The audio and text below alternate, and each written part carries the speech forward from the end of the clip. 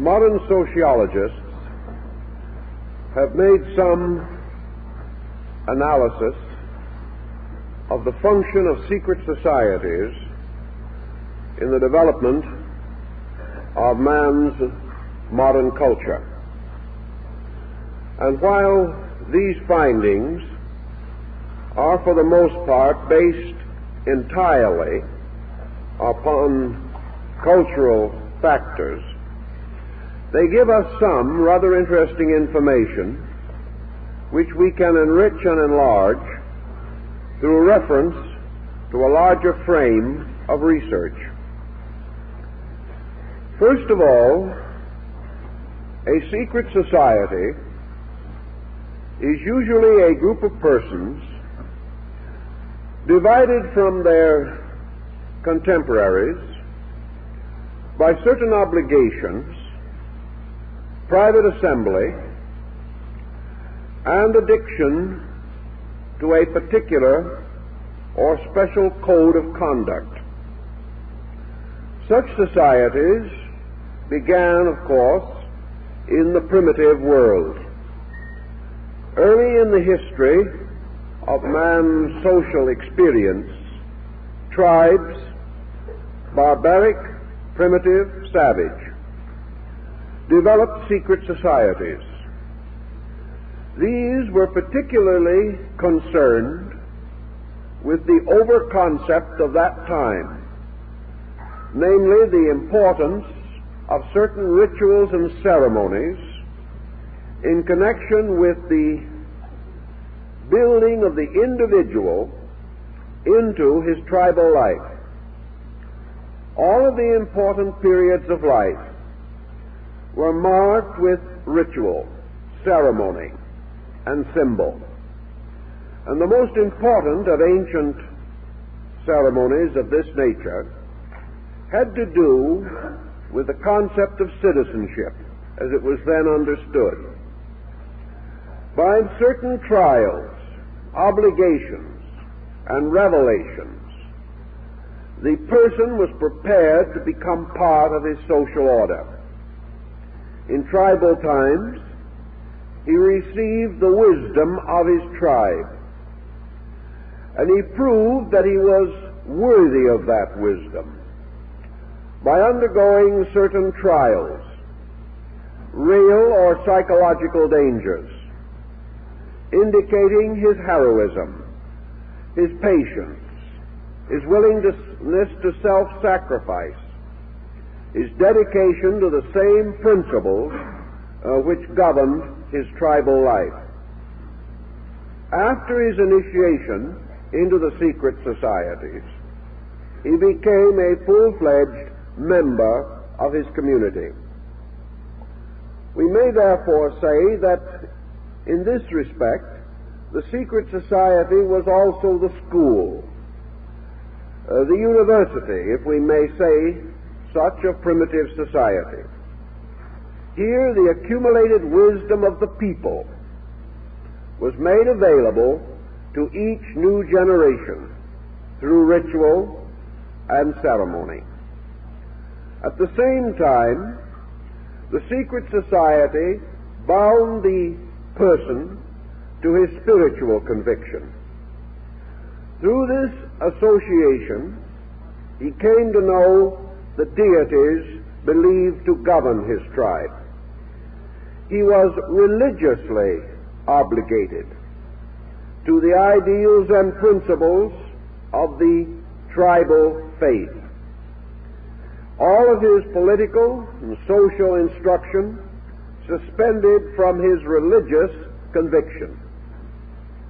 It was therefore incredible that anyone could pass through these tribal mysteries without becoming strongly convinced of the importance of the religion of his people.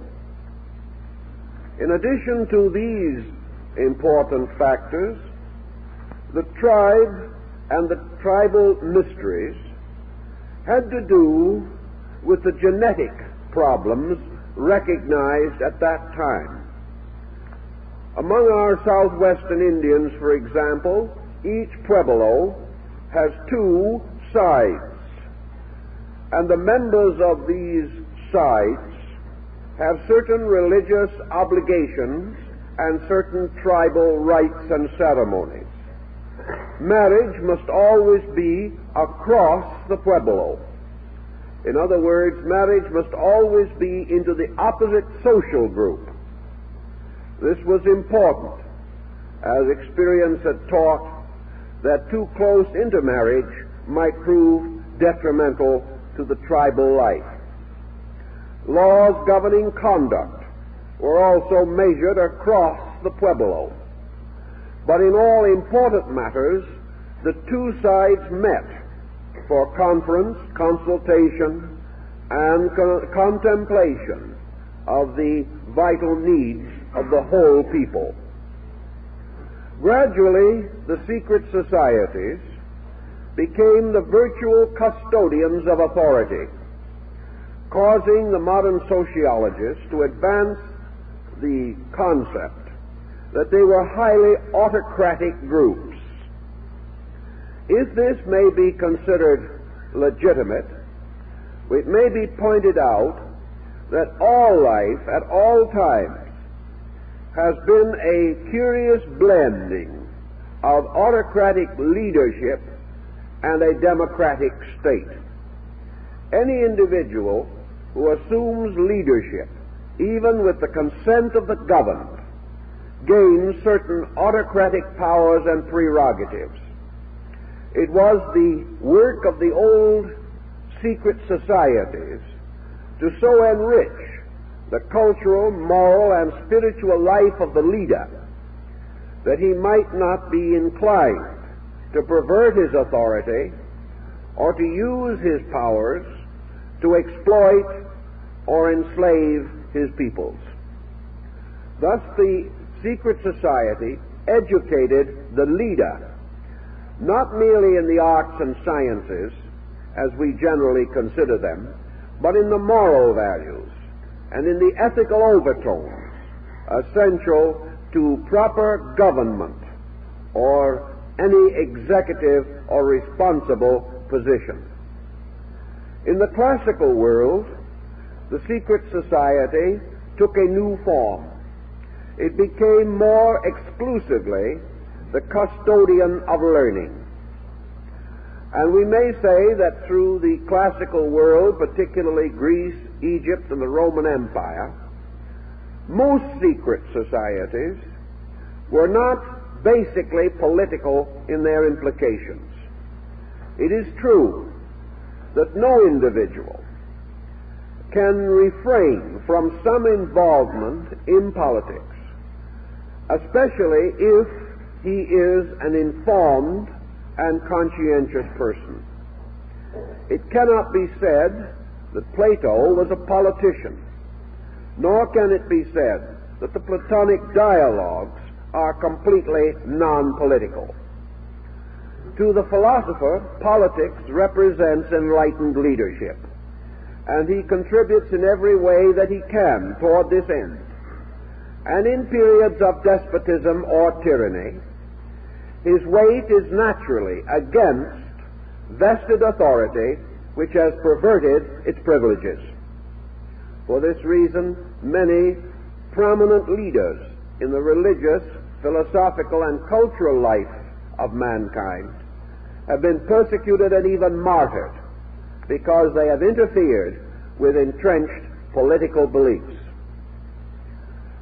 During the classical period also, we see the secret society moving behind nearly all forms of generalized education. In Rome, Greece, and Egypt, young people were tutored by professional teachers.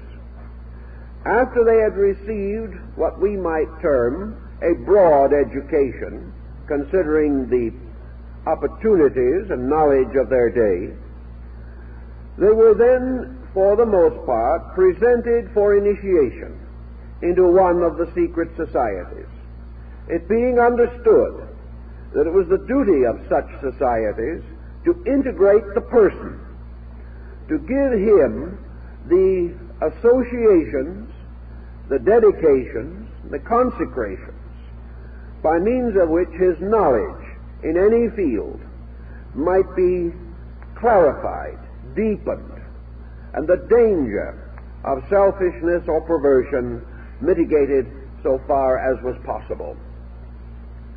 This is the general story. And of course, even in the classical period, the overtones remained essentially religious. The secret societies were sanctuaries. Those who entered them were instructed in the true meaning of their faiths, were given certain keys or interior knowledge, and as in Oriental religious societies, they were given certain scientific methods for the advancement of their personal lives, particularly their internal development of resources. The secret society was psychologically symbolic of the internal life of every person. While we live in this world and to a measure of this world, nearly every person has a more or less secret world of his own. This secret world may be no more than a series of convictions differing from or in advance of popular convictions.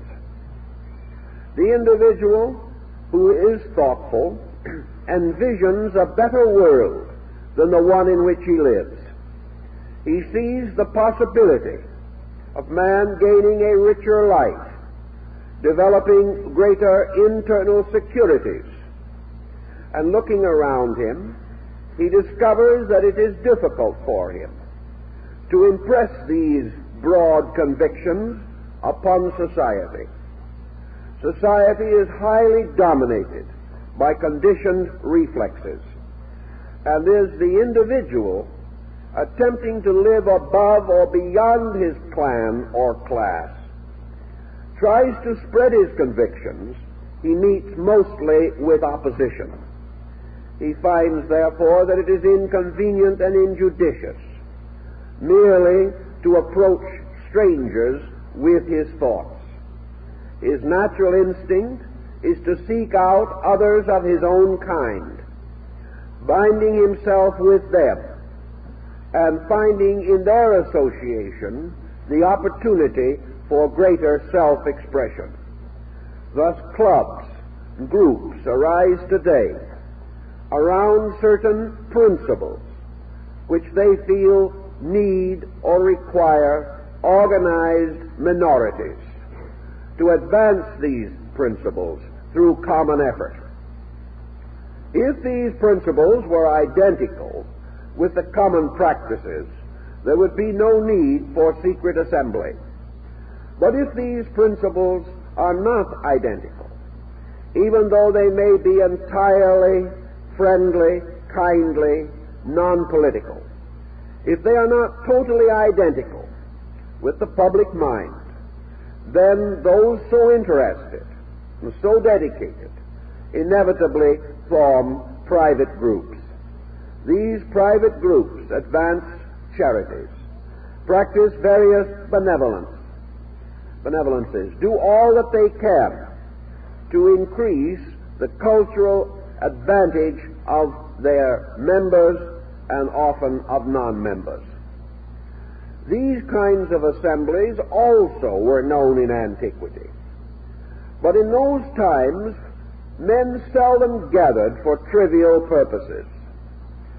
They seldom gathered to meet the simple requirements of the day, inasmuch as society itself, being essentially more simple and having certain natural attitudes, it was not necessary to form special societies to advance the commonplace needs of the people.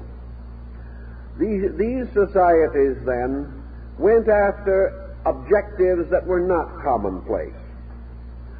We have another group important to consider in the light of the prevailing way of life of ancient man. During the so-called Golden Age of Pericles, and the great Greco-Latin culture. Most countries had their own religions, their own temples, their own sanctuaries, and these religions were state faiths. They were financed by the state and were made available to the people. The citizen of a country in good standing therefore worshipped the gods of his country, defended them, and sought from them such help as he might need. In those days, the general attitude of mankind on religious matters was to the effect that the religion and the state were identical. Any attack against the state was an attack against religion. Any opposition or attack upon religion was an attack upon total society. Therefore, what we commonly call today intersectarian squabbles could not exist. The individual was born and raised within a national or community religion. Because of this factor, he expected other states or communities to have their own faiths. If he journeyed into another area, he generally remained courteous to the deities of that region, and seldom attempted or even contemplated any missionary or evangelical attitude or procedure. It did not occur to him that it was right or proper for him to attempt to change the basic faiths of the nations in which he visited or traveled, nor would he tolerate others coming into his areas and attempting such procedures. It would seem, therefore, that these areas would remain very much isolated and that religious unity would be next to impossible. The appearance, however, has deceived many persons, including scholars. The facts were somewhat different. Behind the state religions of these different areas were always the secret societies. These were composed mostly of scholars, philosophers, sages, travelers, educators, persons whose knowledge of their own religion and the religions of other peoples exceeded that of the average citizen. Therefore, these various faiths, apparently isolated, were bound together by a network of mysteries or schools of common initiation. And a traveler on the level of the secret society, journeying from Greece to Egypt, found that he was not traveling from one religion to another, but from one interpretation to another.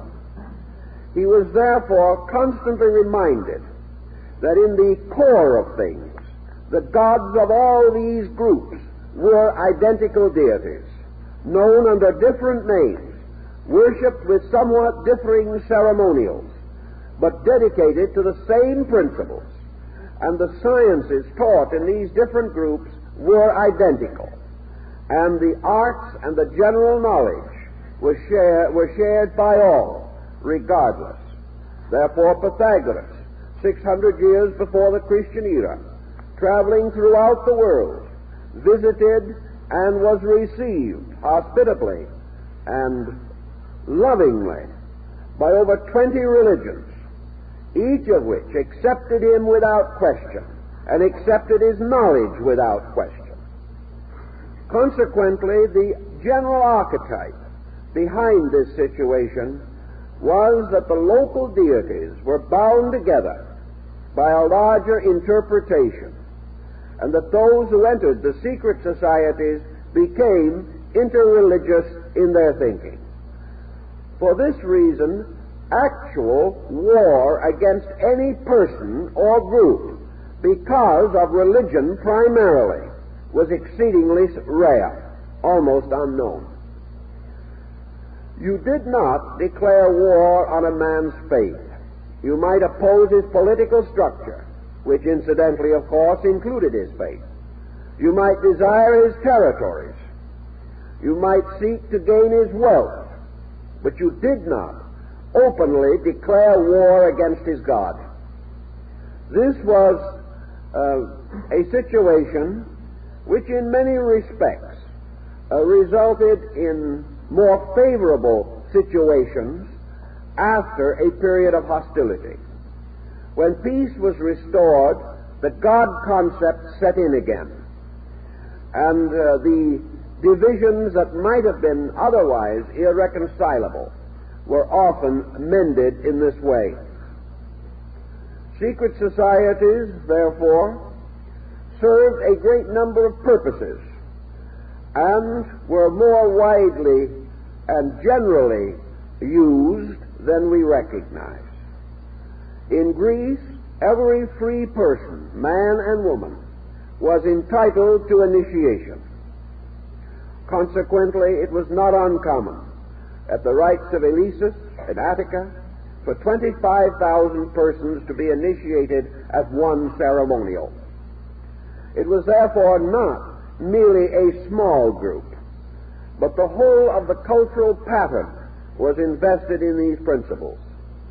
Naturally, there were smaller schools of specialized instruction, and by degrees these schools became trade schools and union schools, protecting arts and crafts, demanding apprenticeships, and our entire concept of the apprenticeship system as a means of advancing skill in an art or science or craft. This arose in the secret societies, for the most common things were so organized. In early England, the tailors had their own secret society. So did the plumbers. Secret societies were not left entirely to abstract speculation. Men had a certain pride in their own achievements and a certain sense of responsibility for the quality of their work. In those days, this responsibility was invested in guilds, and guilds were an outcome of classical secret societies. It was the guild that instructed the apprentice, gave him the choicest secrets of his profession or trade, and bound him with obligations to use this knowledge constructively and honorably. It was therefore a most signal offense against society and God to shoddy the workmanship, to use inferior materials, or in any way to misrepresent a contract. The God concept still occupied the mind of the guild masters. Each meeting of the tailors and the plumbers and the shoemakers and the tinsmiths, each meeting was opened with religious ceremony. Each meeting was closed with prayer. And during the period of these meetings, when matters of common concern, of charity, of taking care of needy or impoverished brethren, whenever these matters were examined, it was in a sanctified atmosphere of dedication, and to each of these guilds, deity represented the peculiar guild master. In other words, of all the shoemakers, God was the great shoemaker. Of all the tinsmiths, God was the great tinsmith. Of all the architects, he was the sovereign architect of the world. To all the physicians, he was the master of healing. Each in his own way, therefore, developed a guild faith, a faith based upon performing his normal human activities, his trade, his profession, as a sacred service, as a dedicated recognition of his responsibility to society. And whatever he did that was useful and helpful to others was a form of religious sacrament. The development, therefore, of great projects with comparative smoothness of procedure marked that time. In a day when great mausoleums, temples, palaces, and tombs required from 50 years to 500 years for their completion. The work proceeded in an orderly manner. It was hardly necessary to inspect the work. The masters of the guilds inspected the work themselves and were more critical than any outsider could possibly have been. Also, they regulated the wages of the workmen. They held the various religious meetings that were necessary. And from this we observe inevitably the rise of a religious spirit, a spirit not directly consistent with the general prevailing orthodoxies of those days, a religion which moved directly into action, a religion which was not drowned in theory, but was constantly vitalized by practice. Thus, religion itself passed through certain modifications. The guild masters did not leave their faiths. Very often they met in the chapels, temples, cathedrals, and churches of their religions. But at the same time, they brought to their religion something previously not so well emphasized, and that was the importance of applying your faith and its principles to the works of your hands, so that each task that was performed was sanctified by the integrity with which it was performed. This type of condition has also drifted down to us in the form of trade unions, in the form of various labor organizations. But little by little, the religious factor has diminished, and these organizations have become protective, essentially, rather than almost completely idealistic. In the religious pattern also, we gradually discover that the decline of the so-called Greco-Latin culture brought with it a gradual motion toward the unification of religion. And of secret societies, we should point out those in which religious rites in areas apart from the natural home of a faith came to be emphasized. The secret societies of early Christendom are at point, and also we should mention the secret societies of the wandering and exiled Jewish minorities. Both of these groups, finding themselves in mostly unfriendly regions, united more and more among themselves in the effort to preserve and maintain their faiths. The secret meetings of Christians in the catacombs under Rome and other such organizations naturally led to the rise of religious societies, where only persons trusted, tested, and tried could be permitted to join the group, for a traitor might have resulted in the death of them all. Thus, the secret society that had originally initiated merely to improve society in general, now initiated to preserve itself, to maintain its own concepts, doctrines, or ideals in a hostile environment. From these rootings, a number of other modifications gradually appeared.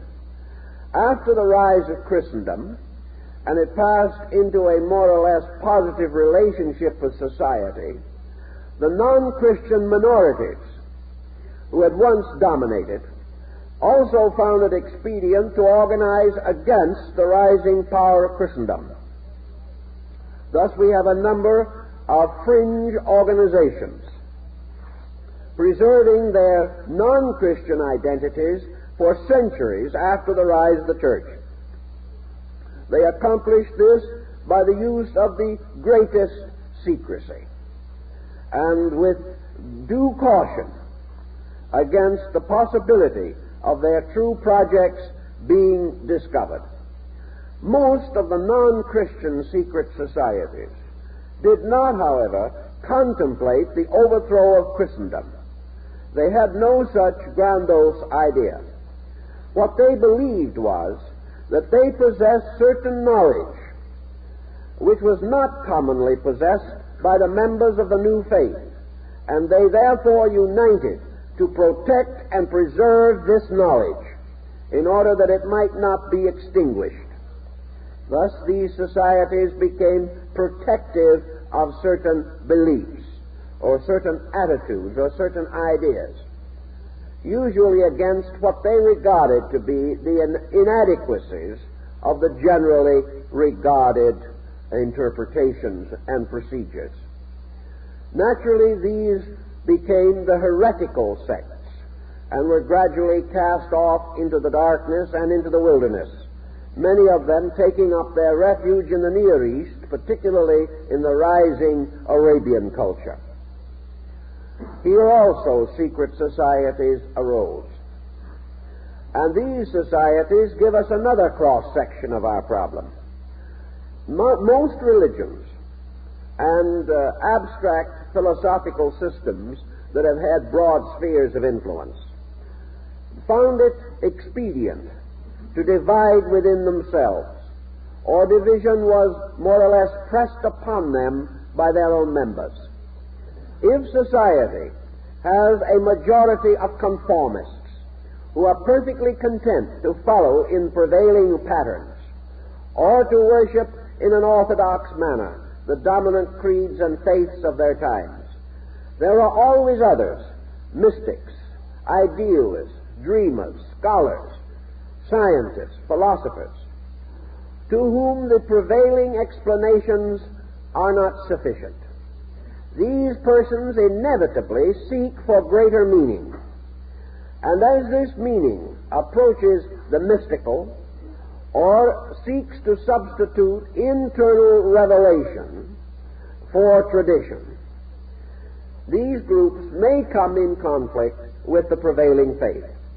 To meet this conflict, they retire into a measure of secrecy. This secrecy serves several ends. First, it prevents outward division in a religion. It prevents a faith from being constantly in the presence of its own heretical followers. Furthermore, it advances to a degree and rather continuously the moral and ethical values of a faith. And those ideals which 1,000 years ago were regarded as totally esoteric have gradually come to be new standards of orthodoxy, so that these mystical groups, pressing on beyond the prevailing doctrines, have become the pioneers of progress in nearly every order of society with which they have been associated. This, in brief, perhaps, summarizes the older situation. And it now comes to our mind to analyze the more recent trends in these matters. The first sociological over-concept that develops from all of this is that the secret society represents an organization of the factor of mystery. Anything which is secret becomes a challenge. The moment we learn that there is something folks do not want us to know, we can never rest until we find out what it is. It is the same way with a personal secret. The individual possessing it is overshadowed by the sense of his own importance. The mere fact that he knows something not commonly known gives him a membership in an exclusive aristocracy. He begins to show all the symptoms of this secret knowledge, and usually, unbound by obligation, rushes forth to share it, by so doing gaining a peculiar distinction for being the person from whom this secret knowledge is derived. Thus, there are many kinds of persons. In the field of scholarship, for example, there are scholars who, making a discovery, will die rather than share it with anyone else.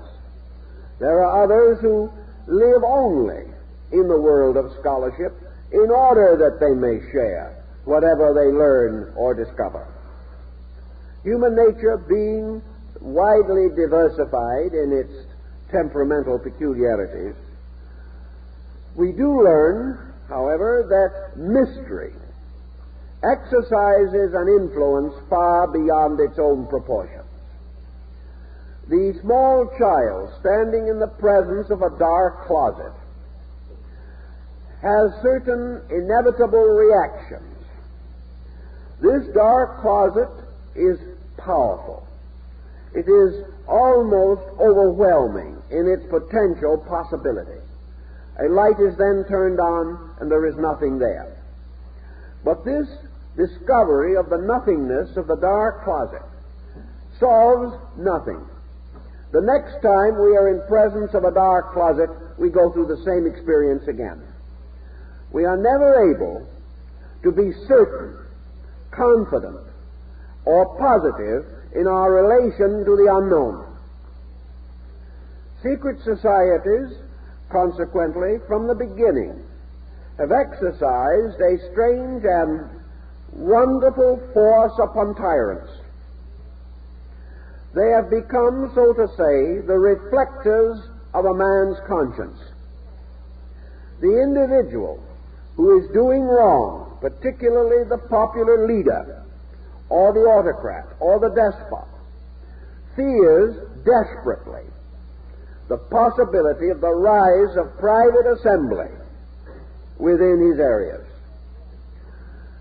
Back in the days of World War I, most of the central powers immediately outlawed secret assembly for fear that it would result in the betrayal of their own purposes. In World War II, both Germany and Italy, under Hitler and Mussolini, outlawed secret societies for fear that from them would rise the force that would later judge them and would make more rapid their overthrow. Also, of course, in all countries now behind the Iron Curtain, secret societies are forbidden, for it is always possible that from them might come the counter-revolutions which are continuously feared. If a secret society does arise within a troubled state, and it is impossible for the police or agents of that state to ferret out the society and destroy it, it then becomes a ghost, haunting forever the tyrant, and causing him to gain greater and greater fear and terror, looking with suspicion upon everyone, hardly daring to accept the closest ministrations of his own family, for fear that they are in league against him. Thus the secret society, as a political instrument, enables a dozen men united together to appear with the strength of 1,000,000. That which is unknown multiplies its power. It is suspected of far more than it possesses, and it also becomes psychologically a judge and juror over the tyrant. It may never move, but its existence in his consciousness may well destroy him. The political power of such organizations, therefore, can, under certain conditions, be extraordinary, especially where the situations permit the continuance of secrecy. In what we call our modern way of life, secrecy, as known in antiquity and during the medieval period, such secrecy is no longer possible. Secrecy today is a highly relative term, and nearly all secret societies are known. The motives for which they stand are known. Their memberships are known. That is, in those nations in which the general way of life does not cause leaders to fear such assembly, or does not give reason to assume that treason is intended, or the destruction of persons, property, or character is likely to follow. This means that in so-called highly advanced nations, nations whose ways of life are comparatively adequate and whose citizens are reasonably contented, your secret societies function mostly as fraternal and benevolent orders, existing as the extensions of old ways, but not presenting any real or major threat to any existing integration of society. Modern societies, therefore, are inclined to advance special ideas, the advancement of which will improve or adjust society, advance education, spiritualize against the prevailing materialism.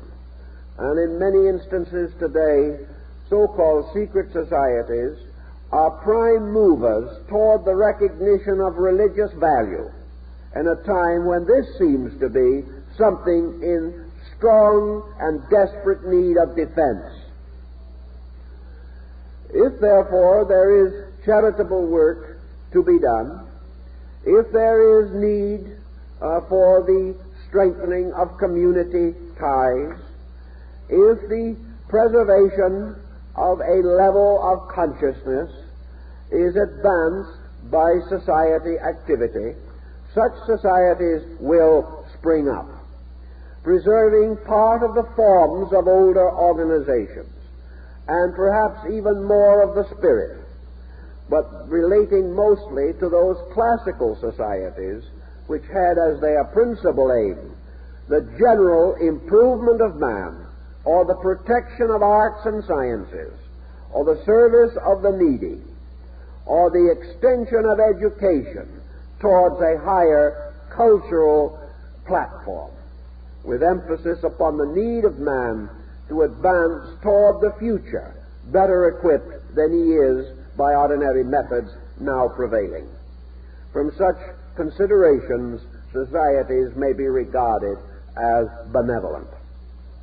This is the way we generally think of them today.